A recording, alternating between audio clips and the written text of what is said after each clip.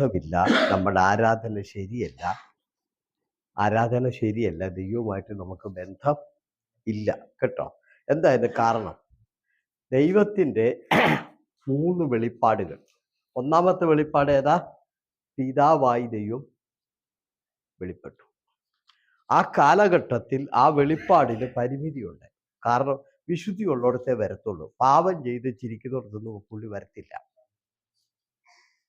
ആമേൻ. അതുകൊണ്ട് കർത്താവ് എന്ത് ചെയ്തു? ആ വെളിപ്പാട് മാറ്റി വെച്ചിട്ട് രണ്ടാമത് വെളിപ്പെട്ടു. യേശുക്രിസ്തുവായിട്ട് വെളിപ്പെട്ടു, നമ്മളെ സ്നേഹിക്കാൻ വേണ്ടി. അന്നേരമാണ് നമ്മൾ മനസ്സിലായത് ദൈവം സ്നേഹമാണെന്ന്. ആ വെളിപ്പാട് എടുത്ത് മാറ്റിവെയി. ഇപ്പൊ ദൈവം മൂന്നാമത് വെളിപ്പെട്ടിരിക്കുന്നത് ആത്മാവിലാണ്. ഇപ്പം ദൈവം എവിടെയാണ്? അപ്പൊ ആത്മാവില്ലാത്തടത്ത് ദൈവം ഉണ്ടോ? ആത്മാവില്ലാത്ത വിശ്വാസിയോട് ഞാൻ പറയാം, ദൈവം നിന്റെ കൂടെ ഇല്ല. കാരണം ദൈവത്തിന്റെ മൂന്നാമത്തെ വെളിപ്പാടാണ് ആത്മാവ്. ആദി പിതാവായി വെളിപ്പെട്ടു. ആ വെളിപ്പാടിന്റെ കാലഘട്ടം കഴിഞ്ഞ് യേശുക്രിസ്തുവായിട്ട് വെളിപ്പെട്ടു. അതും കഴിഞ്ഞു. ഇപ്പൊ പരിശുദ്ധാത്മാവാണ്. മനസ്സിലായോ? ആമേൻ. പിതാവായിട്ട് വെളിപ്പെട്ട ദൈവം വിശുദ്ധി ഉള്ളിടത്തു മാത്രം. യേശുക്രിസ്തുവായിട്ട് വെളിപ്പെട്ടപ്പോൾ യെരുശലേമിൽ മാത്രം. പുള്ളിക്കൊരു ശരീരമുണ്ട്. അതുകൊണ്ട് പുള്ളിക്ക് കേരളത്തിലോ തമിഴ്നാട്ടിലോ ഒന്നും വരാൻ പറ്റിയില്ല. യേശുവിന് ആ ശരീരം എടുത്തു മാറ്റിയിട്ട് ശരീരമില്ലാത്ത ആത്മാവായിട്ട് വെളിപ്പെട്ടത് എല്ലായിടത്തും ഇറങ്ങാനാ. തമിഴ്നാട്ടിലും കേരളത്തിലും എല്ലായിടത്തും. അതിനാണ് ആ ഇപ്പോഴത്തെ വെളിപ്പാട്. ശരീരമുള്ളത് കൊണ്ട് എല്ലായിടത്തും പോകാൻ പുള്ളിക്ക് പറ്റിയില്ല. അതുകൊണ്ട് എന്ത് ചെയ്തു? അത് മാറ്റി വെച്ചിട്ട് പരിശുദ്ധാത്മാവായിട്ട് വെളിപ്പെട്ടു. പരിശുദ്ധാത്മാവായിട്ട് വെളിപ്പെട്ടത് എന്തിനാ? അകത്ത് കയറാൻ. നമ്മുടെ ശരീരത്തിൽ വെളിപ്പെട്ടപ്പോൾ യേശുവിന് കൂടെ നടക്കാനേ കഴിഞ്ഞുള്ളൂ, അകത്ത് കയറാൻ പറ്റിയില്ല. അപ്പൊ അതുകൊണ്ട് പരിശുദ്ധാത്മാവായിട്ട് വെളിപ്പെട്ടത് നിങ്ങളുടെ അകത്ത് കയറി കത്താനാണ്. മനസ്സിലായോ? അതുകൊണ്ട് പരിശുദ്ധാത്മാവ് നിങ്ങളുടെ അകത്ത് കയറി കത്തുന്ന അനുഭവമാണ് പുതിയ നിയമത്തിലുള്ളത്. ഹല്ലേലൂയ പറഞ്ഞേ.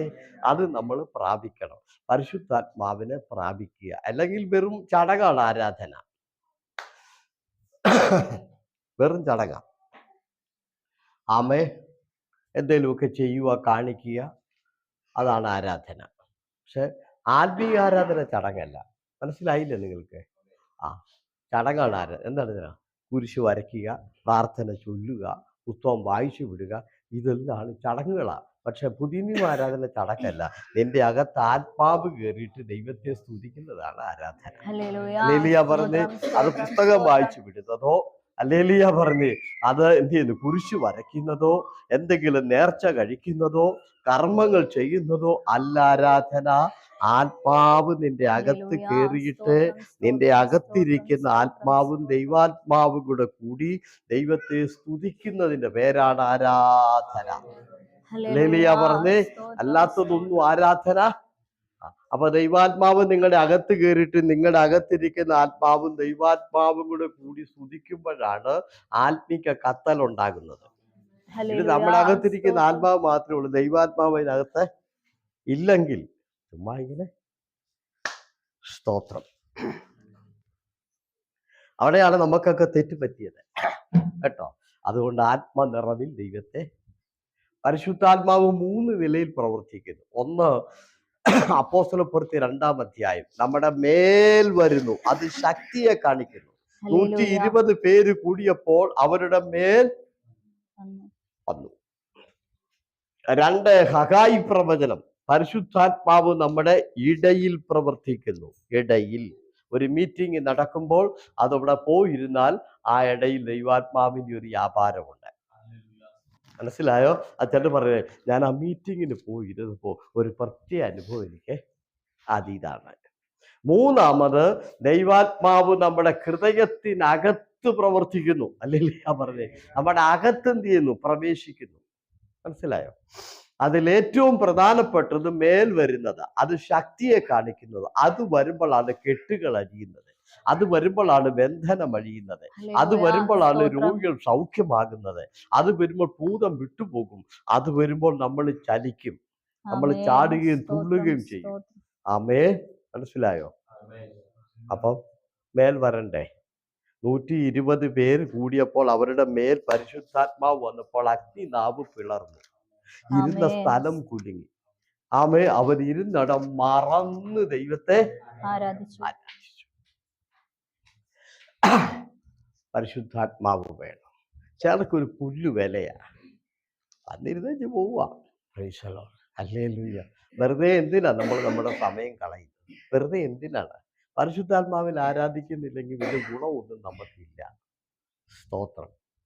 ഹല്ലേലൂയ. പ്രത്യേകിച്ച് നമ്മൾ ആത്മാവിൽ ആരാധിക്കുക കേട്ടോ. ഓക്കെ. പത്രോസിന്റെ കാര്യം ആദ്യമേ പറയാൻ പോവാം. യേശു ഗലീല കടപ്പുറത്ത് വന്നു. ലൂക്കോസ് 5-ാം അധ്യായം. യേശു കരയ്ക്ക് ഒരു കൂട്ടം ആൾക്കാരിങ്ങനെ തിക്കുണ്ടാക്കുക, വചനം കേൾക്കാൻ, പ്രാർത്ഥിക്കാൻ. നമ്മളെപ്പോലെ അല്ല, അവർക്ക് അന്നത്തെ ജനത്തിന് വചനം ആവശ്യമാണ്. ലൂക്കോസ് 5-ാം അധ്യായം കേട്ടല്ലോ. തീരുമാനം എടുത്തോളം ഇത് മെസ്സേജ് ഞാൻ പറയുമ്പോൾ കേട്ടോ. തിക്കിക്കൊണ്ടിരിക്കുക ഒരു കൂട്ടം ആൾക്കാർ. ഉടനെ പത്രോസ് ആമേൻ മീൻ പിടിച്ചിട്ട് ഒന്നും കിട്ടിയില്ല. കഷ്ടം, വലിയ സാമ്പത്തിക വിഷയം, തകർന്നിരിക്കുക, ഒന്നുമില്ല. യേശു പടകിൽ. ഒക്കെ ഒരു ചോദ്യം. കരയ്ക്ക് ആൾക്കാർക്ക് വചനം കേൾക്കണം, പ്രാർത്ഥന വേണം. പത്രോസിന് എന്ത് വേണം? മീൻ വേണം. ഈ രണ്ടിലേതാ യേശു ആദ്യം ചെയ്തത്? വായിച്ചു നോക്കി, രണ്ടിലേതാ ആദ്യം ചെയ്തത്? ലൂക്കോസ് 5 കിടപ്പില്ലേ? യേശു പത്രോസിന്റെ കരയ്ക്ക് പടകിൽ ഇരുന്നു കൊണ്ട് കരയ്ക്കിരുന്നവരോട് പ്രസംഗിച്ചു. 4-ാമത്തെ വാക്യം കണ്ടോ? തീർന്ന ശേഷം കണ്ടോ, യേശു പ്രാർത്ഥിക്കുകയും പ്രസംഗിക്കുകയും തീർന്ന ശേഷം പത്രോസിനോട് പറഞ്ഞു ആഴത്തിലേക്ക് വല ഇറക്കാൻ. ഓക്കെ, നിങ്ങൾക്ക് പറ്റുമോ? ഇനി അതിന്റെ അർത്ഥം പറയട്ടെ. ആത്മീകത്തിന് 1-ാം സ്ഥാനം, മീൻപിടുത്തത്തിന് 2-ാം സ്ഥാനം. രണ്ടാമത് പറഞ്ഞു, എന്ത് ചെയ്യാൻ പറഞ്ഞു? പത്രോസേ നീ ആഴത്തിലേക്ക്. അപ്പൊ 2025 1-ാം സ്ഥാനം ആത്മീയ ജീവിതത്തിന് കൊടുക്കുവോ? ജോലിക്കും മറ്റു കാര്യവും രണ്ടാമത് നിർത്തുവോ? പിന്നെ 1-ാം സ്ഥാനം നമ്മുടെ സ്വന്തമായ ആവശ്യങ്ങളും കാര്യങ്ങളും ഒക്കെ കഴിഞ്ഞിട്ടാണ് 2-ാം സ്ഥാനമാണ് ആത്മീയത്തിന് കൊടുത്തേക്കുന്നത്. പക്ഷെ യേശു അങ്ങനെയല്ല. യേശു 2-ാം സ്ഥാനമാണ് ഭൗതികത്തിന് കൊടുത്തത്. യേശു ഒരിക്കലും മീൻപിടുത്തം ആദ്യം നടത്തിയില്ല. ആദ്യം എന്താ യേശു ചെയ്തത്? കരയ്ക്കിരുന്നവരോട് ഞാൻ ചോദിക്കുക, 1-ാം സ്ഥാനം ആത്മീയത്തിന് കൊടുക്കാവോ? ആരാധനയ്ക്ക് 1-ാം സ്ഥാനം കൊടുക്കുവോ? പ്രാർത്ഥനയ്ക്ക് 1-ാം സ്ഥാനം കൊടുക്കുവോ? വചനത്തിന് 1-ാം സ്ഥാനം കൊടുക്കുവോ? വചനപ്രകാരമുള്ള ജീവിതത്തിന് 1-ാം സ്ഥാനം കൊടുക്കുവോ? മറ്റുള്ള കാര്യങ്ങൾ രണ്ടാമത് നിർത്തുവോ? ആമേൻ. യേശു അങ്ങനെ നമ്മളെ പഠിപ്പിച്ചത്. ഭൗതിക യേശു തള്ളിക്കളഞ്ഞില്ല, പക്ഷെ രണ്ടാമതാണ് അത് കൊടുത്തത്. മീൻ യേശു തള്ളിക്കളഞ്ഞില്ല, പത്രോസിന്റെ ആവശ്യം യേശു തള്ളിക്കളഞ്ഞില്ല, പക്ഷെ ആദ്യം അത് കൊടുത്തില്ല. ഈ പടകിനെയും പത്രോസിനെയും എല്ലാം കരക്കിരിക്കുന്ന ആളുകൾക്ക് വേണ്ടി വചനം കൊടുക്കുവാനും പ്രാർത്ഥിക്കുവാനും വേണ്ടി അവരെയും കർത്താവ് ഉപയോഗിച്ചു. അങ്ങനെ 1-ാം സ്ഥാനം വചനത്തിനും ശുശ്രൂഷയ്ക്കും ഒക്കെ കൊടുത്തിട്ട് 2-ാം സ്ഥാനം മീൻപിടുത്തത്തിന് കൊടുത്തു. അതുകൊണ്ട് 1-ാം സ്ഥാനം പ്രാർത്ഥനയ്ക്കായിരിക്കണം. ആമേൻ. ഭൗതികത്തിന് എന്ത് ചെയ്യണം? 2-ാം സ്ഥാനം കൊടുക്കണം. തീരുമാനിച്ചോ? ആമേൻ. തീരുമാനിച്ചെങ്കിൽ അനുഗ്രഹിക്കപ്പെടും, തീർച്ചയായിട്ടും അനുഗ്രഹിക്കും. ആമേൻ. അതാണ് യേശു ചെയ്തത്. സ്തോത്രം. ഇനി നിങ്ങളോട് എനിക്ക് പറയാനുള്ളത് മറ്റൊരു വിഷയം കൂടെ. നമ്മൾ ദൈവത്തെ മാനിക്കണം. നിങ്ങൾ ആ അധ്യായം വായിച്ചാൽ നമുക്ക് കാണാൻ കഴിയുന്നത്, പടക് മുങ്ങുമാറാകുവോളും മീൻ കൊടുത്തു. പടക് എന്തുകൊണ്ടാണ് മീൻപിടുത്തം നിർത്തിയത്?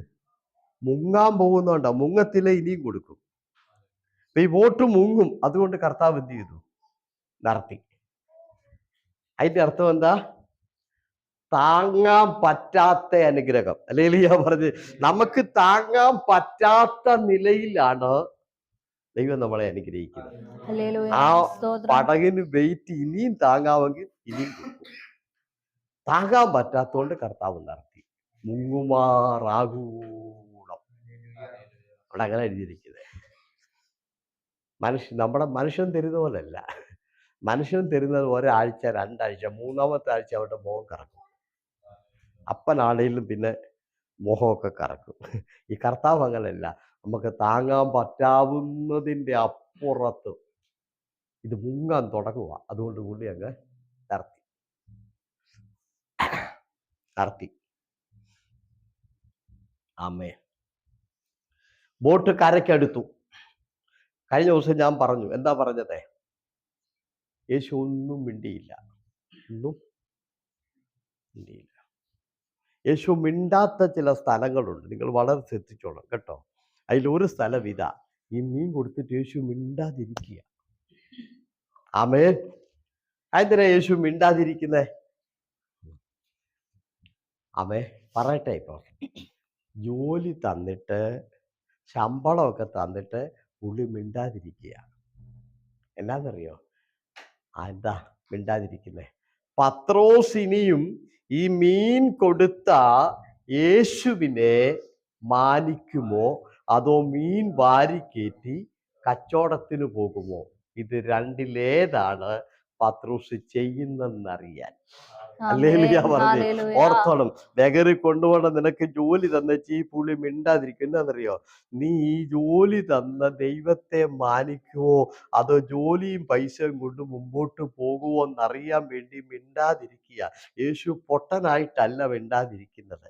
ചിലർക്ക് കുഴപ്പമൊന്നുമില്ല കേട്ടോ, എനിക്കെല്ലാം കുഴപ്പമൊന്നും ഇല്ലാഞ്ഞിട്ടില്ല. നിന്റെ ഓരോ സ്റ്റെപ്പുകളും യേശു പരീക്ഷിച്ചു കൊണ്ടിരിക്കുക. കരയ്ക്ക് ഇറങ്ങിയപ്പോൾ പത്രോസ് ഈ മീനെല്ലാം കൂടെ വാരി കയറ്റി ഒരു ലോറി വിളിച്ചു മാർക്കറ്റിൽ പോയില്ല. ഓടിച്ചെന്ന് യേശുവിന്റെ കാൽക്കൽ.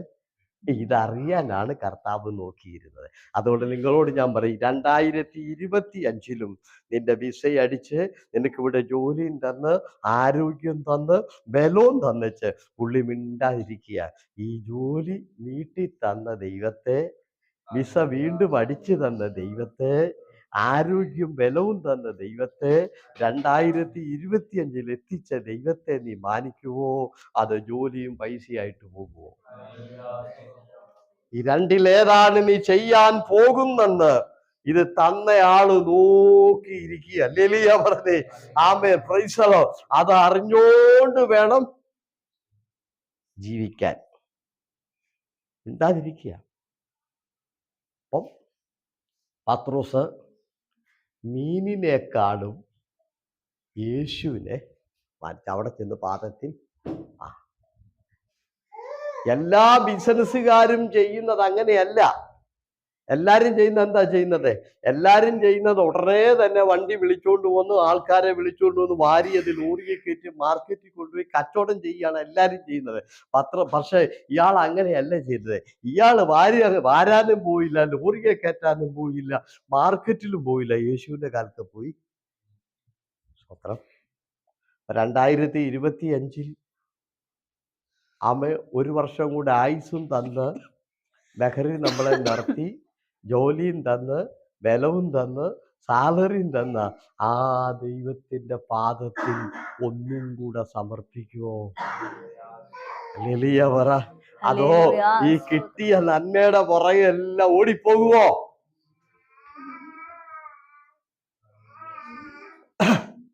പത്രോസിനെ കുറിച്ച് യേശുവിന് ഒരു കാര്യം മനസ്സിലായി. പണത്തെക്കാളും ചിലർ പറയാറുണ്ട് ദൈവകൃപയില്ല. 10, 15, 20 വർഷമൊക്കെ ദൈവത്തെ ആരാധിച്ചിട്ടും ദൈവകൃപയില്ല. പ്രാർത്ഥനയുടെ കുറവല്ല. എന്താ ഇതിൻ്റെയൊക്കെ കാരണം? മുമ്പേ പ്രസംഗിച്ചപ്പോൾ ഒരു വാക്യം പറഞ്ഞു, കേട്ടായിരുന്നു? അപ്പോസ്തലപ്രവൃത്തി 3-ാം അധ്യായം. കർത്താവ് പത്രോസ് പറഞ്ഞു, വെള്ളിയും പൊന്നും എനിക്ക് തരാനില്ല, യേശുവിന്റെ നാമത്തിൽ എഴുന്നേൽക്കാം. ക്ഷണത്തിൽ മുടന്തനായ മനുഷ്യന്റെ കാല് സൗഖ്യം പ്രാപിച്ചു, അരിയാണി ഉറച്ചു, അവൻ എഴുന്നേറ്റു. അതിന്റെ അർത്ഥം മനസ്സിലായോ? പത്രോസിന്റെ പക്കൽ ദൈവകൃപയുണ്ട്. ഏത് രോഗിയും സൗഖ്യമാക്കാനുള്ള കൃപ അദ്ദേഹത്തിന്റെ പക്കലുണ്ട്. ഏത് പ്രശ്നത്തെയും വിടിവിക്കാനുള്ള ദൈവിക ശക്തി അദ്ദേഹത്തിന്റെ പക്കലുണ്ട്. യേശുവിന്റെ നാമത്തിൽ സൗഖ്യമാകാൻ പറഞ്ഞപ്പോൾ അമ്മയുടെ ഗർഭത്തിൽ വെച്ച് മുടന്തനായവന്റെ കാലിന് സൗഖ്യം വന്നു. പത്രോസിന്റെ പക്കൽ എന്തുണ്ട്? ദൈവകൃപയുണ്ട്, ദൈവശക്തിയുണ്ട്. ഞാനൊരു ചോദ്യം, ഇത്രയും നാളായിട്ട് ദൈവത്തെ നിങ്ങളുടെ പക്കൽ ഒരു ചെറിയ പനിയെങ്കിലും പ്രാർത്ഥിച്ച് മാറ്റാനുള്ള ദൈവകൃപയുണ്ടോ? ഒരു ചെറിയ പനി വന്നാൽ അതെങ്കിലും പ്രാർത്ഥിച്ച് മാറ്റാനുള്ള ഒരു ദൈവകൃപ പാസ്റ്റർ എൻ്റെ പക്കലുണ്ടെന്ന് ഇപ്പൊ തൻ്റെ അടുത്തോടെ ആർക്ക് പറയാൻ പറ്റും? ഉണ്ടോ? പറയാൻ പറ്റുമോ? മുടന്തല എഴുന്നേപ്പിക്കാൻ പറ്റുമോ? ഈ ദൈവത്തിനത് ആവശ്യമില്ലാത്ത പറഞ്ഞ് അടി കഴിച്ചേക്കരുത്. ഞാൻ പറഞ്ഞേക്കാം, വെറുതെ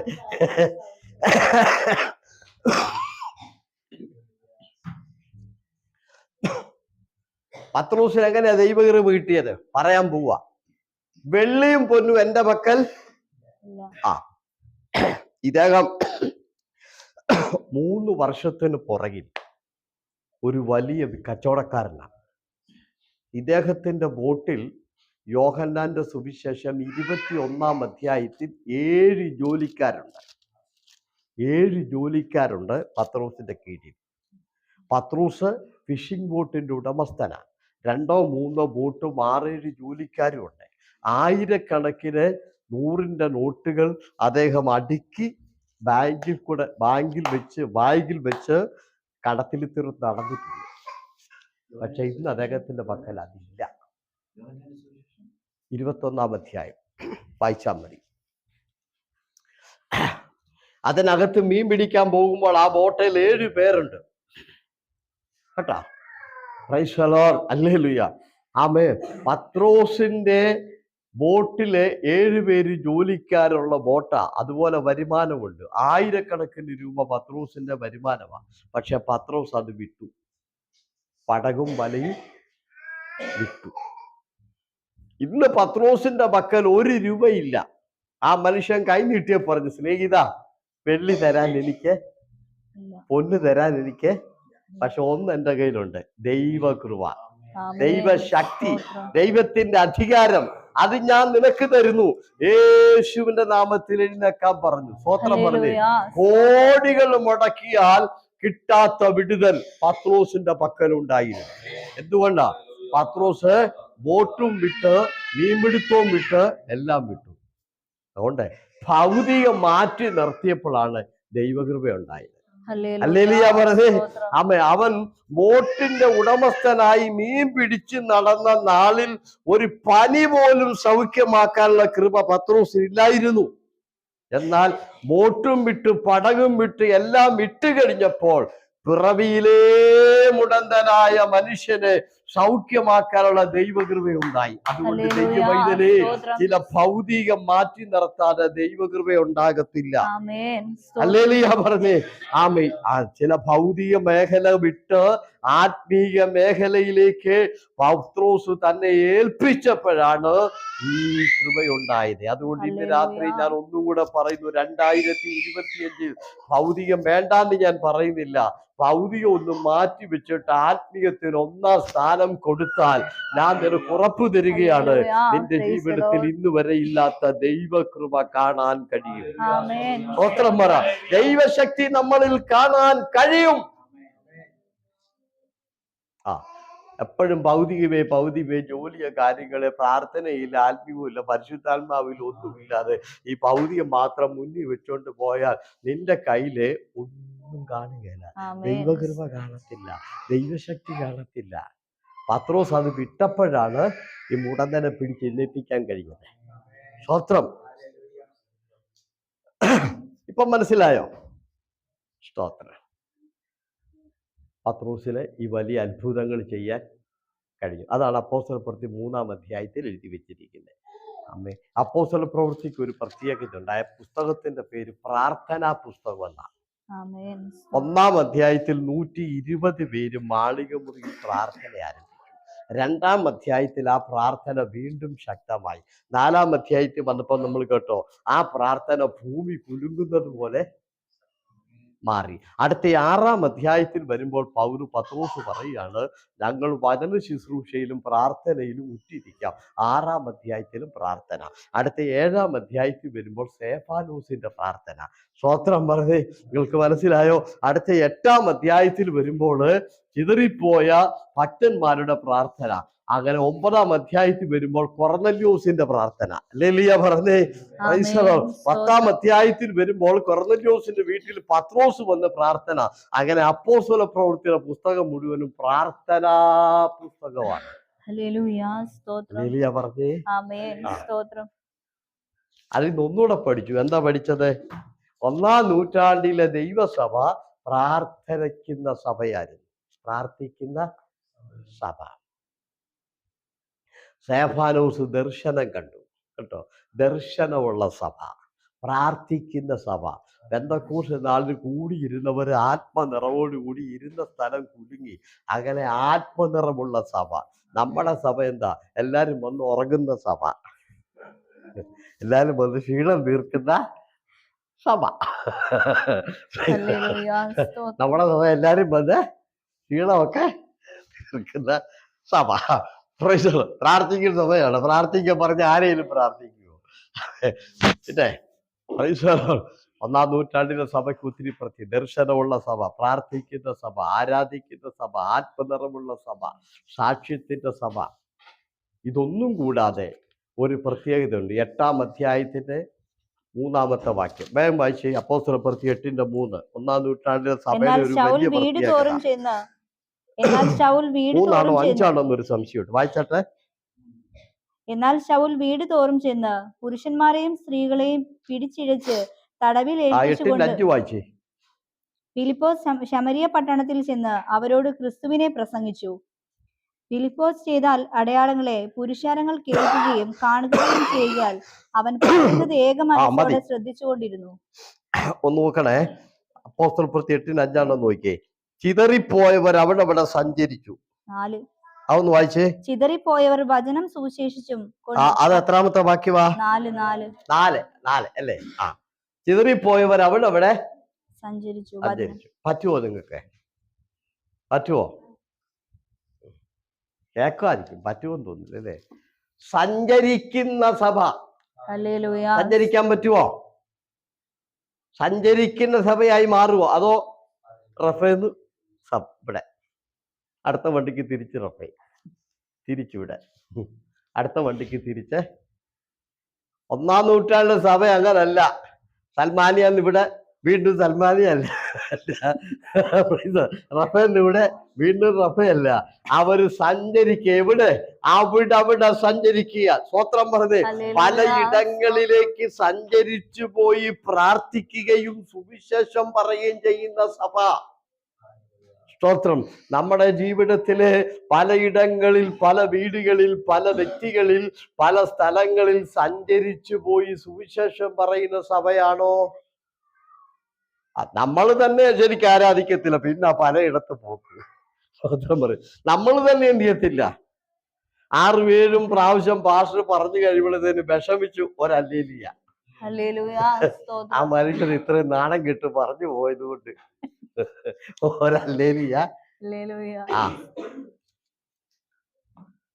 ഇതാണോ 1-ാം നൂറ്റാണ്ടിലെ സഭ?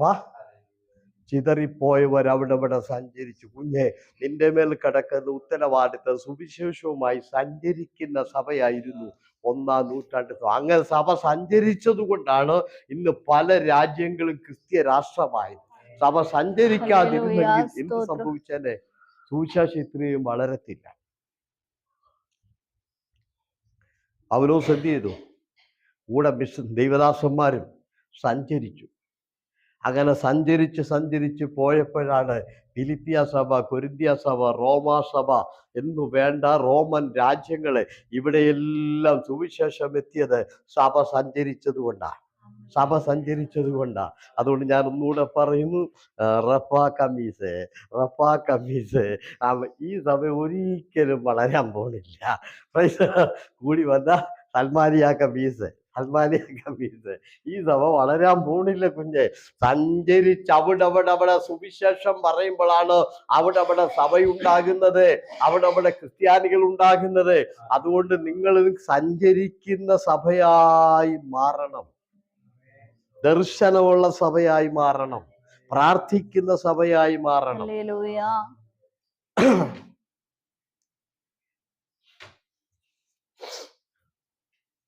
10-ാം അധ്യായത്തിലേക്ക് വരുമ്പോൾ ദർശനമാണ് 9-ഉം 10-ഉം. സ്തോത്രം. കൊർന്നല്യോസ് ദർശനം കാണുക. കൊർന്നല്യോസ് ആരാണ്? റോമൻ ശതാധിപൻ. അദ്ദേഹം ഇങ്ങനെ രാവിലെ 9-ാം മണി നേരത്തെ വീട്ടിലിരിക്കുമ്പോൾ ഒരു ദൂതൻ കയറി വന്നു. അദ്ദേഹത്തോട് പറഞ്ഞു, കൊർന്നല്യോസേ, നിന്റെ പ്രാർത്ഥന സ്വർഗത്തിലെത്തി. നീ ഒരു കാര്യം ചെയ്യണം. പത്രോസിന്റെ അഡ്രസ്സ് പറഞ്ഞു, തോൽക്കൊല്ലനായ പത്രോസ് ഇന്ന സ്ഥലത്തുണ്ട്, അവനെ വീട്ടിലോട്ട് വരുത്തി പ്രാർത്ഥിക്കാൻ പറഞ്ഞു. ഇവിടെ ഒരു ആരാധന തുടക്കം. സ്തോത്രം. ഉടനെ പത്രോസിന്റെ അടുക്കൽ ആളെ വരുത്തി വിട്ടു. പത്രോസ് ഇവിടെ വന്ന് പ്രാർത്ഥിച്ചു. പത്രോസും ദർശനം കണ്ടു. ഓക്കെ, ദർശനം. ഇനി അതിന്റെ അർത്ഥം പറയാൻ പോവാം. കൊർന്നല്യോസ് ഒരു കുറജാതിക്കാരനാണ്. യഹൂദന്മാരുടെ വിശ്വാസം എന്താണെന്നറിയോ? ഞങ്ങളുടെ പ്രാർത്ഥനയെ ദൈവം കേൾക്കത്തുള്ളൂ. ഇപ്പോഴും ചില ക്രിസ്ത്യാനിക്കുണ്ട്. പക്ഷെ ജാതികളാരും പ്രാർത്ഥിച്ച അവന് ദൈവം, അവർ ഹിന്ദുക്കളായതുകൊണ്ട്, ദൈവം ഇല്ലാത്തവരായതുകൊണ്ട് ഞങ്ങളാണ് ദൈവത്തിന്റെ അടുത്ത ആൾക്കാരെന്നും പറഞ്ഞാണ് ഇപ്പോഴും ചില പുള്ളികളൊക്കെ. അന്നത്തെ യഹൂദന്മാരങ്ങനെ. യഹൂദന്മാർ പറയുന്നത് ജാതികൾ പ്രാർത്ഥിച്ച ദൈവം കേൾക്കത്തില്ല, അവരോട് ദൈവം ഇടപെടുകയില്ല. ഇതാണ് വിശ്വാസം. കൊർന്നല്യോസിന്റെ വീട്ടിലോട്ട് ദൂതൻ കയറി ചെന്ന് ദർശനത്തിൽ പറഞ്ഞു, നിന്റെ പ്രാർത്ഥന സ്വർഗം കേട്ടു. അപ്പൊ കൊർന്നല്യോസിന് ഒരു കാര്യം മനസ്സിലായി, എന്റെ പ്രാർത്ഥന ദൈവം കേൾക്കുന്നുണ്ട്, എന്നെ കർത്താവ് കാണുന്നുണ്ട്, എന്നെ കർത്താവ് അറിയുന്നുണ്ട്. Price the Lord. ഹല്ലേലൂയ.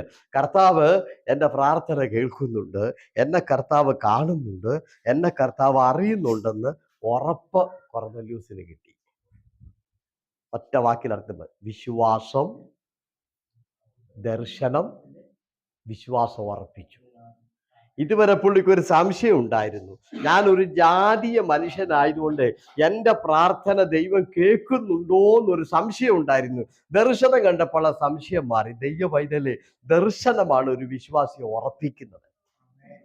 ദൈവം നിന്റെ പ്രാർത്ഥന കേൾക്കുന്നുണ്ടോ എന്ന് നിനക്ക് ഉറപ്പ് കിട്ടുന്നത് ദർശനത്തിലൂടെയാണ്. ദൈവം നമ്മളെ കാണുന്നുണ്ടോ, അറിയുന്നുണ്ടോ, ദൈവം എന്നോട് ഇടപെടുവോ ഇല്ലയോ എന്നൊക്കെ കൊർന്നല്യോസിന് ഉറപ്പ് കിട്ടിയത് ഈ ദർശനത്തിലൂടെയാ. അതുകൊണ്ട് ദർശനമില്ലെങ്കിൽ എൻ്റെ കർത്താവ് കാണുന്നുണ്ടോ, എൻ്റെ വിഷയത്തിൽ കർത്താവ് ഇടപെടുന്നുണ്ടോ എന്നുള്ള ഉറപ്പ് നമുക്ക് കിട്ടത്തില്ല. അതെപ്പോഴും സംശയമായിരിക്കും. എപ്പോഴും കൊർന്നല്യോസിന് സംശയമായിരുന്നു. ഇപ്പൊ അതങ്ങ് മാറി. ദർശനം ഭക്തന്മാരെ ഉറപ്പിക്കുന്നു. ഹല്ലേലൂയ പറഞ്ഞേ. അപ്പൊ ദർശനം പ്രാപിക്കണ്ടേ? 2025 ദർശനം വേണ്ടേ? ചിലർക്ക് വിശ്വാസത്തിൽ ഉറപ്പൊന്നുമില്ലാത്തതിന്റെ കാര്യം ഇതാ. കാര്യം എന്താ? അവർക്ക് ദൈവിക ദർശനമില്ല. ദൈവിക ദർശനം ഉണ്ടെങ്കിലേ നമുക്ക് ഉറയ്ക്കാൻ പറ്റുകയുള്ളൂ. ഇപ്പോൾ കൊർന്നല്യോസ് ഉറപ്പ്. അദ്ദേഹം പത്രോസിനെ ആളെ വരുത്തി. ഇനി അതിന്റെ ബാക്കി കേട്ടോ. ഈ ദർശനം പകുതി വീതമാണ്. അതായത് പകുതി പത്രോസിന്, കൊർന്നല്യോസിന് കൊടുത്തു, ബാക്കി പകുതി പത്രോസ് അപ്പുറത്ത് കണ്ടുകൊണ്ടിരിക്കുക, വെൺമാടത്തിലെ കണ്ടുകൊണ്ടിരിക്കുക. ഇതിന്റെ ബാക്കി അവിടെ കാണുക. Price the Lord. ഹല്ലേലൂയ. മനസ്സിലായല്ലോ? ഒരു ദർശനം രണ്ടായിട്ടാണ് ദൈവം കൊടുക്കുന്നത്. ഒന്ന്, പത്രോസിന് ഒരു ഭാഗം കൊടുക്കുന്നു, ഒരു ഭാഗം കൊർന്നല്യോസിന് കൊടുക്കുന്നു. അങ്ങനെ 2 ഭാഗങ്ങളായിട്ടാണ് കർത്താവ് ഈ ദർശനം കൊടുക്കുന്നത്. ഇത് നിങ്ങൾ എന്ത് പഠിച്ചു? നിങ്ങളെക്കുറിച്ചുള്ള ദർശനം ഒരു പക്ഷേ ദൈവം നിങ്ങൾക്ക് തരത്തില്ലെന്നല്ല, പക്ഷേ അത് പൂർണ്ണമായും ദൈവം എന്ത് ചെയ്യും? കൊർന്നല്യോസിന്റെ വീടിനെ കുറിച്ചും കൊർന്നല്യോസിന്റെ മാനസാന്തരത്തെ കുറിച്ചുമെല്ലാം പത്രോസിനാ കൊടുത്തത്, കൊർന്നല്യോസിന് കൊടുത്തില്ല. കൊർന്നല്യോസിന് ദൈവം കൊടുത്ത വെളിപ്പാട് നിന്റെ പ്രാർത്ഥന ഞാൻ കേട്ടെന്നും പത്രോസിനെ വരുത്തിക്കൊള്ളാനുമാ. അപ്പൊ മനസ്സിലായല്ലോ? അപ്പൊ നിങ്ങളെ കുറിച്ചുള്ള ദർശനം ആർക്കാ ദൈവം കൊടുക്കുന്നത്? സഭയ്ക്ക്. സ്തോത്രം. അപ്പം നമ്മൾ എന്ത് ചെയ്യണം? ആ ദർശനം ഏറ്റെടുക്കണ്ടേ? ഇത് ചെറുത് പറയും, എന്നാ അത് കാര്യം ചെയ്യും, പാസ്റ്ററോട് അങ്ങനെ പറഞ്ഞെങ്കിൽ എന്നോട് കൂടെ പറയട്ടെ. ആ ദൈവത്തിന് എന്താ എന്നോട് പറഞ്ഞാൽ എന്താ കുഴപ്പമൊന്നും?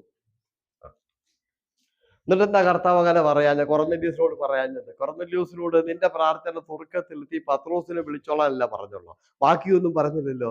ബാക്കിയെല്ലാം പത്രോസിനോടല്ലേ കൊടുത്തത്. അപ്പൊ അതുകൊണ്ട് ആരും വാശി പിടിക്കരുത്. പാസ്റ്റർക്ക് ഒരു ദർശനം ദൈവം കൊടുത്തെങ്കിൽ അത് അനുസരിക്കണം. എന്നോട് സംസാരിക്കട്ടെ, എന്നാ ഞാനത് കേൾക്കാം എന്നൊക്കെ വാശി പിടിക്കുന്നവരുണ്ട്. നമുക്കത് വിട്ടുകളയാം. ദർശനം ഉറപ്പിക്കുന്നു. സ്തോത്രം. ചെറിയ ചെറിയ ഇതാ ഞാൻ പറഞ്ഞുകൊണ്ടിരിക്കുന്നത്, പുതിയ വർഷത്തിലേക്ക് കടക്കുമ്പോൾ തീരുമാനമെടുക്കാൻ വേണ്ടി. മനസ്സിലായല്ലോ? ഓക്കെ. ഇന്ന് ഇവിടുന്ന് ശക്തമായിട്ട് ആരാധിച്ചിട്ട് ഇനി ഒരു അവസരം നമുക്ക് കിട്ടത്തില്ല. ഇതൊക്കെ നമുക്ക് കിട്ടുന്ന ഏറ്റവും വലിയ അനുഗ്രഹത്തിന്റെ അവസരങ്ങളാണ്. 2025 സ്റ്റാർട്ടിങ്ങിൽ 24 ഉണ്ടായിരുന്ന പലരും ഇല്ല. ഞാൻ എപ്പോഴും പറയും, ഒരു സെക്കൻഡിൽ 6 പേര് വീതം മരിക്കുന്നുണ്ട്. ആ കണക്ക് വെച്ച് കഴിഞ്ഞ വെള്ളിയാഴ്ച തുടങ്ങി ഈ വെള്ളിയാഴ്ച വരെ നമ്മുടെ ചുറ്റുപാടിൽ 6.5 ലക്ഷം ആളുകൾ മരിച്ചു.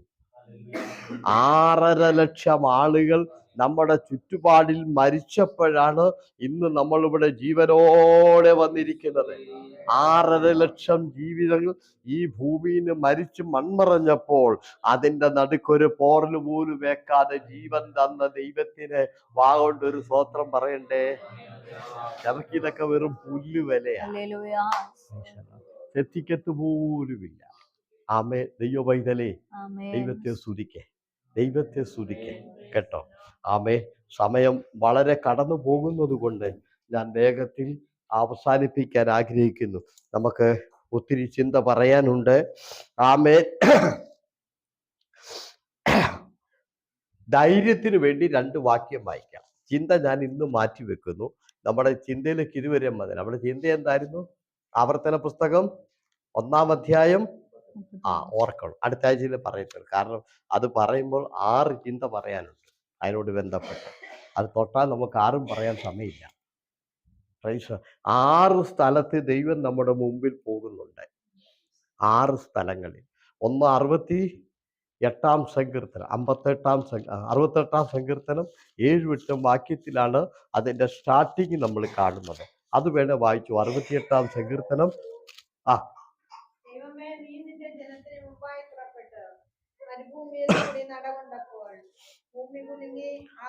കണ്ടോ? മരുഭൂമിയിലെത്തിയപ്പോൾ ദൈവം തന്റെ ജനത്തിന്റെ മുൻപിൽ നടന്നു. സ്തോത്രം. അല്ലെങ്കിൽ എന്തല്ല, അല്ലെങ്കിൽ മരുഭൂമി കൂടെ യാത്ര ചെയ്യാൻ നമുക്ക് കഴിയില്ല. ദൈവം മുമ്പിൽ നടന്നു. എന്തിന്? മന്ന കൊടുക്കാൻ, വെള്ളം കൊടുക്കാൻ, ആഹാരം കൊടുക്കാൻ, വസ്ത്രം കൊടുക്കാൻ, ലൈറ്റ് കൊടുക്കാൻ, പിന്നെ പാർപ്പിടം കൊടുക്കാൻ, എല്ലാത്തിനും ദൈവം മുമ്പിൽ നടന്നു. അതുകൊണ്ട് ഇന്ന് രാത്രി നീ ഓർത്തു, ദൈവം നിന്റെ മുൻപിൽ നടന്നാൽ നീ വിജയിക്കും, നീ അനുഗ്രഹം പ്രാപിക്കും, നിനക്കൊരു കുറവുണ്ടാകത്തില്ല. 2025 ദൈവമില്ലാതെ ഒറ്റയ്ക്ക് പോകരുതേ എന്ന് ഓരോ കുടുംബത്തോടും ഞാൻ പറയുന്നു. ഭാര്യയോടും ഭർത്താവിനോടും ഞാൻ പറയുന്നു, 2025 നിന്റെ ജീവിതയാത്ര ഒറ്റയ്ക്കാകരുതേ. നിന്റെ മുൻപിൽ ആര് നടക്കണം? കർത്താവ് നടക്കണം. ഹല്ലേലൂയ പറഞ്ഞ്.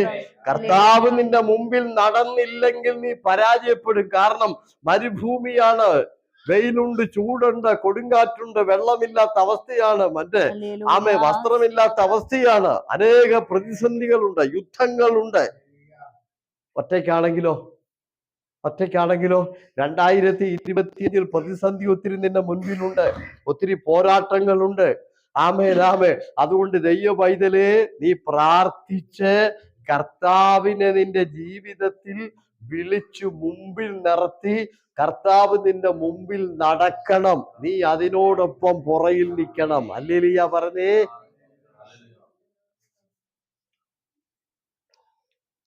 23 സങ്കീർത്തനക്കാരനാ അല്ലേ?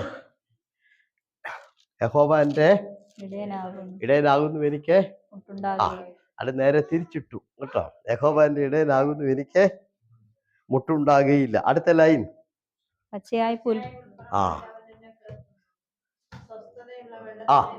ഏറ്റവും ഒടുവിലത്തെ ലൈൻ ഇങ്ങനെയാണ്: നന്മയും കരുണയും എൻ്റെ ആയുഷ്കാലമൊക്കെയും എൻ്റെ പിന്നാലെ പുറകിക്കൂടെ.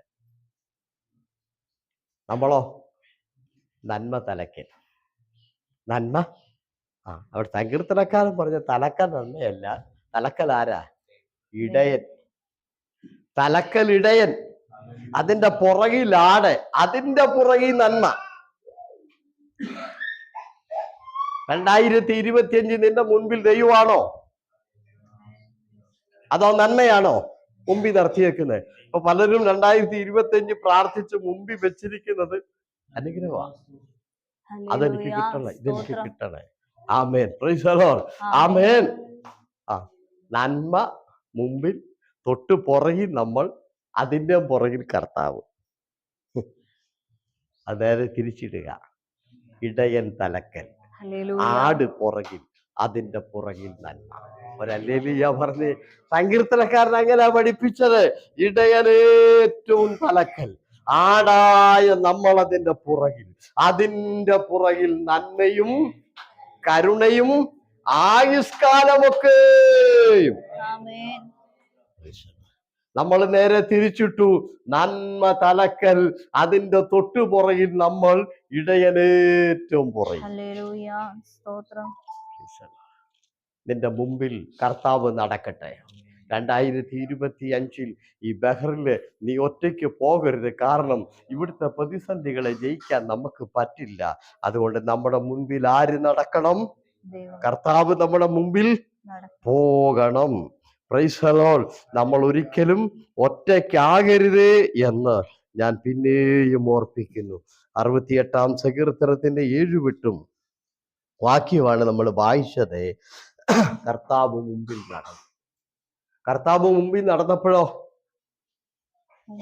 ചെങ്കടലെ, എരികോമേ, ജോർദാൻ, വെള്ളമില്ലാത്തടത്ത് വെള്ളം. Price the Lord. പിന്നെ ആഹാരമില്ലാഞ്ഞപ്പം മന്ന, കാടപ്പക്ഷി ഇല്ലാത്തടത്ത് കാടപ്പക്ഷി. കർത്താവ് മുമ്പിൽ നടക്കുമ്പോൾ 2025 സമൃദ്ധിയായിരിക്കും. ഹല്ലേലൂയ പറഞ്ഞ്. നിനക്ക് ആഹാരത്തിന് കുറവ് വരത്തില്ല, രോഗസൗഖ്യത്തിന് കുറവ് വരത്തില്ല, എല്ലാം കൊണ്ട് സമൃദ്ധിയായിരിക്കും. കർത്താവ് മുമ്പിലുണ്ടായിരിക്കും. ഇടയനായിട്ട് ആട് പുറകിൽ, ഇടയൻ തലക്കൽ, ആട് അതിന്റെ പുറകിൽ, അതിന്റെ പുറകിൽ നന്മയും കരുണയും. സ്തോത്രം. ആ ഒരു ക്രമത്തിൽ നമ്മൾ വരണം. അല്ലാതെ നന്മ തലക്കലല്ല. ഏറ്റവും തലക്കൽ നന്മ, അതിന്റെ പുറകിൽ നമ്മളും, പിന്നെ കർത്താവ് പുറകിലും. ഇതാണ് നമ്മുടെ രീതി. ഇനി നമുക്ക് ആവർത്തന പുസ്തകം വായിക്കാം.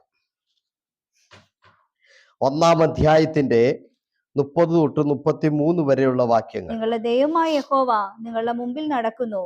നിങ്ങൾ കാണിക്ക അവൻ മിസ്രൈമിലും മരുഭൂമിയിലും ചെയ്തതുപോലൊക്കെയും നിങ്ങൾക്ക് വേണ്ടി യുദ്ധം ചെയ്യും. ഒരു മനുഷ്യൻ തന്റെ മകനെ വഹിക്കുന്നത് പോലെ നിങ്ങൾ ഈ സ്ഥലത്ത് എത്തുവോളം നടന്ന എല്ലാ വഴിയിലും നിങ്ങളുടെ ദൈവമായ യഹോവ നിങ്ങളെ വഹിച്ചുവെന്ന് നിങ്ങൾ കണ്ടുവല്ലോ എന്ന് പറഞ്ഞു. ഇതെല്ലാം ആയിട്ടും പാളയം ഇറങ്ങേണ്ടതിന് നിങ്ങൾക്ക് സ്ഥലം അന്വേഷിപ്പാനും നിങ്ങൾ പോകേണ്ടുന്ന വഴി. കർത്താവ് മുമ്പിൽ പോകുക, നടക്കുക. എന്തിനാ? തുടർന്ന് വീട്ടിൽ പോരുന്ന വായിച്ചാൽ മതി. ഞാൻ ഓടിച്ചു പറഞ്ഞേക്കാം. കർത്താവ് മുമ്പിൽ നടക്കുന്നത് വഴി തെറ്റാതിരിക്കാൻ. 1. 2, ഒരു കൊച്ചു കുഞ്ഞിന് ആ കുഞ്ഞിന്റെ പിതാവ് കൈക്ക് പിടിച്ച് അതിനെ മുൻപോട്ട് കൊണ്ടുപോകുന്നത് പോലെ 2025 ദൈവത്തിന്റെ കരം പിടിച്ച് ഈ ലോകത്തിലൂടെ നിന്നെ മുൻപോട്ട് നടത്തുവാൻ കർത്താവ് നിന്റെ മുമ്പിൽ നടക്കും. ഹല്ലേലൂയ പറഞ്ഞ് നിങ്ങൾ നോക്കിക്കേ, നിങ്ങൾ തിരിച്ച് അങ്ങോട്ട് പോകുന്ന കൂട്ടത്തിൽ ജോർജ് ആ കൊച്ചിന്റെ കയ്യെ പിടിക്കും. എന്തിനാ? തട്ടി വീഴാതിരിക്കാൻ, മറ്റു വണ്ടിയുടെ ഇടയിലൊന്നും പോകാതിരിക്കാൻ, അനർത്ഥങ്ങൾ വരാതിരിക്കാൻ, ആപത്തുകൾ വരാതിരിക്കാൻ പിതാവ് കുഞ്ഞിന്റെ കൈക്ക് പിടിക്കുന്നത് പോലെ 2025 ദോഷം വരാതിരിക്കാൻ, കേടുപാടുകൾ വരാതിരിക്കാൻ, ജീവിതത്തിൽ തകർച്ചകൾ വരാതിരിക്കാൻ, ശത്രു നിന്നെ തകർത്ത് കളയാതിരിക്കുവാൻ, നിന്റെ ജീവിതത്തെ രോഗങ്ങളും ശക്തികളുമെല്ലാം നിന്നെ തകർക്കാതിരിക്കുവാൻ ഒരു കൊച്ചു കുഞ്ഞിനെ കൈക്ക് പിടിക്കുന്നത് പോലെ പിടിച്ച് നടത്തുവാൻ നിന്റെ മുൻപിൽ ആര് നടക്കും? അല്ലെങ്കിൽ ഉറക്കെ പറ, നിന്റെ മുമ്പിൽ കർത്താവ് നടക്കും. നമ്മളെ ഒറ്റയ്ക്ക് വിടത്തില്ല. ആവർത്തന പുസ്തകത്തിൽ പറയുകയാണ്, ഞാൻ നടക്കും.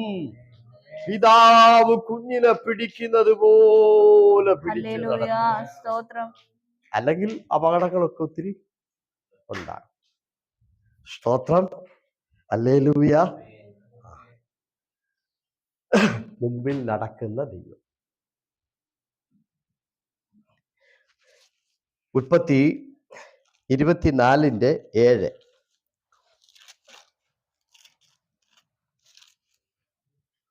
എന്റെ പൃഥുഭവനത്തിൽ നിന്നും ജന്മദേശത്തു നിന്നും എന്നെ കൊണ്ടുവന്നവനും എന്നോട് അരുളി ചെയ്തവനും നിന്റെ സന്തതിക്ക് ഞാൻ ഈ ദേശം കൊടുക്കുമെന്ന് എന്നോട് സത്യം ചെയ്തവനുമായി നടക്കുമോ ദൈവം?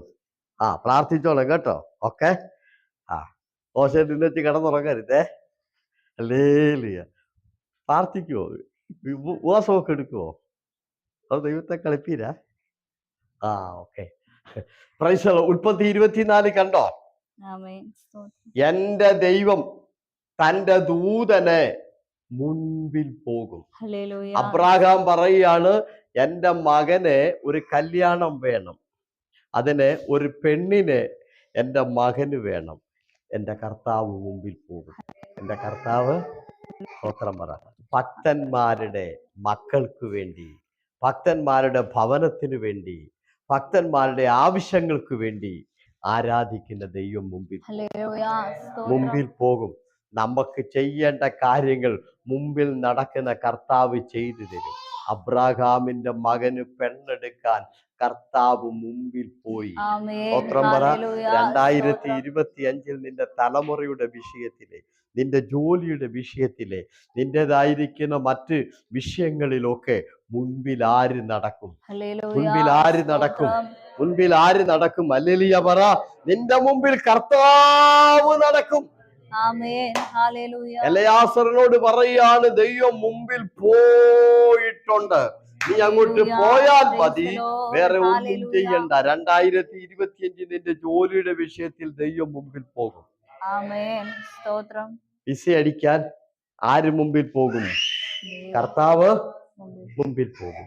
നിന്റെ സാമ്പത്തിക വിഷയത്തിൽ ആര് മുമ്പിൽ നടക്കും? സ്തോത്രം പറ. നീ കടന്നു പോകുന്ന പ്രതിസന്ധികളുടെ നടുവിൽ ആര് മുമ്പിൽ കാണും? സ്തോത്രം പറഞ്ഞ്. നിന്റെ ജീവിതത്തിൽ കടന്നു വരുന്ന എല്ലാ പ്രതികൂലത്തിന്റെയും മുൻപിൽ ആര് കാണും? നിന്നെ വിടിവിക്കാൻ കർത്താവ് മുമ്പിൽ കാണും. നിന്റെ വിഷയത്തെ പരിഹരിക്കാൻ കർത്താവ് മുമ്പിൽ കാണും. നിന്റെ വിഷയത്തിന് വേണ്ടി കർത്താവ് മുമ്പിൽ നടക്കും. സർവശക്തന്റെ വാഗ്ദത്തമാണത്. അതുകൊണ്ടാണ് നമ്മുടെ കുറിവാക്യത്തിൽ എഴുതി വെച്ചിരിക്കുന്നത്, ആവർത്തന പുസ്തകം 1-ാം അധ്യായത്തിന്റെ 30. വീട്ടിൽ പോരുന്ന എല്ലാവരും അത് വായിച്ചോണം കേട്ടോ. ആരും വായിക്കാതിരിക്കരുത്. മുമ്പിൽ നടക്കുന്ന ദൈവം. ദൈവമക്കൾ ഒരിക്കലും ഒറ്റയ്ക്കല്ല. നമ്മളെ ഒറ്റയ്ക്ക് ദൈവം വിടത്തില്ല. സ്തോത്രം. കർത്താവിനറിയാം, നമ്മൾ ഒറ്റയ്ക്ക് പോയാൽ മരുഭൂമിയാ തകരുമെന്നറിയാം. നമ്മൾ ഒറ്റയ്ക്ക് പോയാൽ വെള്ളമില്ലാത്തടത്ത് വീണു പോകുമെന്നറിയാം. നമ്മൾ ഒറ്റയ്ക്ക് പോയാൽ ആഹാരമില്ലാത്തടത്ത് വരുമ്പോൾ നമ്മൾ തകർന്നു പോകുമെന്നറിയാം. നമ്മൾ ഒറ്റയ്ക്ക് പോയാൽ നമ്മുടെ വസ്ത്രത്തിന്റെ വിഷയത്തിൽ നമ്മൾ വിടുതൽ കിട്ടത്തില്ല. അതുകൊണ്ട് ദൈവം നമ്മുടെ മുമ്പിൽ നടക്കുന്നു.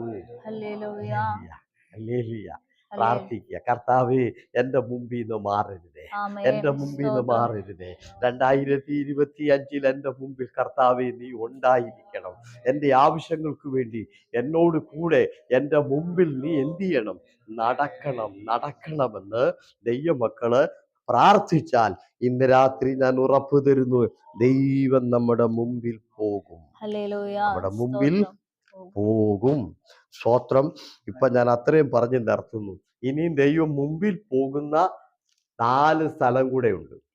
അത് നമുക്ക് അടുത്ത ആഴ്ച ചിന്തിക്കാം. എല്ലാവർക്കും എഴുന്നേറ്റ് നിൽക്കാം. യേശുവേ നന്ദി. നമ്മളിപ്പോൾ പ്രാർത്ഥിപ്പാൻ പോവുകയാണ്. ആമേൻ. സ്തോത്രം. ആമേൻ. നമ്മുടെ ദൈവദാസനെ കണ്ടത് വന്നില്ല. അദ്ദേഹം പനിയാല്